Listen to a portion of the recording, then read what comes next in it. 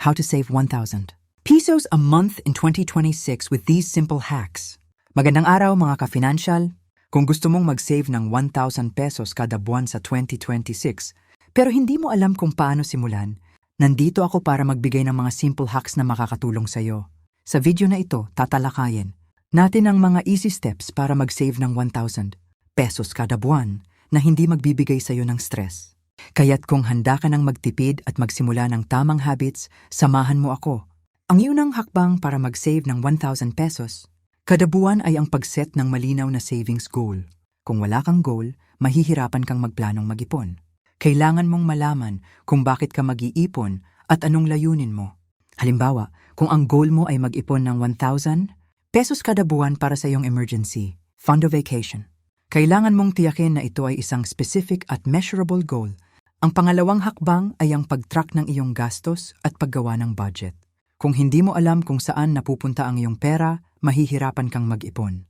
Simulan mo sa paglista ng lahat ng gastusin mo, pati na ang mga maliliit na bagay tulad ng kape, pagkain sa labas at iba pa.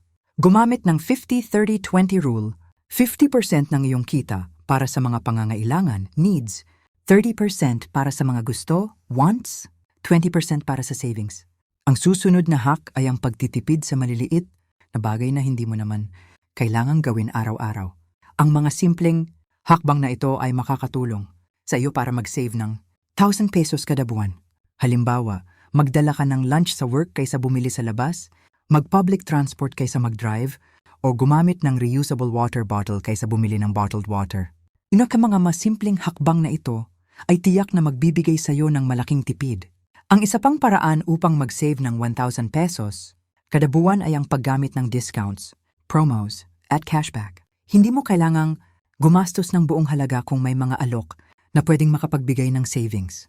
Maghanap ng mga promo codes bago bumili ng mga bagay, gamitin ang mga discount coupons or mag-sign up para sa cashback apps. Sa mga simpleng paraan na ito, makakakuha ka ng discount sa iyong mga purchases.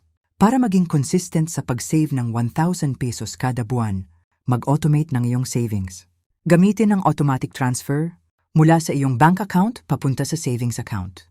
Halimbawa, kung kumikita ka ng PHP 20,000 kada buwan, mag-set ka ng automatic transfer na PHP 250 kada linggo papunta sa iyong savings account. Hindi mo na kailangang mag-isip pa at magiging consistent ka sa pag-save.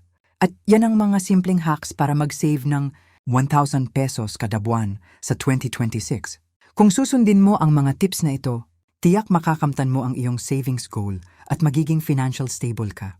Huwag kalimutan na mag-like, mag-subscribe, at i-share ang video na ito sa iyong mga kaibigan na gustong magtipid at mag-save. Hanggang sa susunod, mga ka-financial,